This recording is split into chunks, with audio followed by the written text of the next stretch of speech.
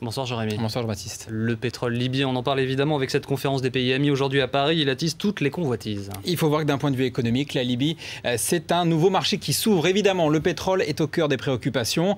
Quelques chiffres pour s'en convaincre. La Libye, avant la révolution, c'était 1,5 million de barils par jour, 2% de la production mondiale. Alors là, on pourrait se dire c'est assez peu, mais surtout, en fait, c'est un énorme potentiel.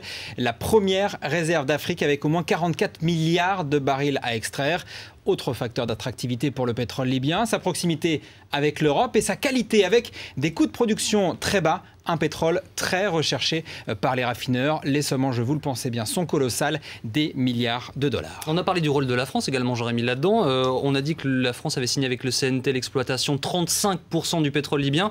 Ça a été démenti, hein. Oui, pour les spécialistes que j'ai pu entendre sur cette question, 35%, ce serait finalement peu probable. Il faut rappeler que si la France est intervenue en faveur des rebelles, elle n'est pas historiquement très liée économiquement avec la Libye. Avant la révolution libyenne, la France n'importait que 15% du pétrole libyen. Et vous le voyez, en première position, c'était l'Italie avec des groupes comme Eni extrêmement implantés dans le pays. Alors au-delà des pourcentages, la question qu'il faudra se poser le jour où Kadhafi abandonnera officiellement le pouvoir, c'est quand. On ignore quand les installations pétrolières seront opérationnelles. On ignore même si elles ont été abîmées pendant les combats. Certains parlent de 2013, mais là, on n'a finalement que très peu d'informations. Est-ce que la question de la logistique sera la seule en jeu? Ce ne sera pas la seule question. Évidemment, comme toujours dans le pétrole, la question, elle sera politique. Qui seront les interlocuteurs? Pour l'instant, on le sait, c'est le Conseil national de transition. Mais demain, il va falloir de la stabilité pour que les investisseurs reviennent, pour que les entreprises pétrolières acceptent d'investir des milliards pour développer des puits de pétrole. La sécurité, c'est la clé dans le pétrole partout dans le monde.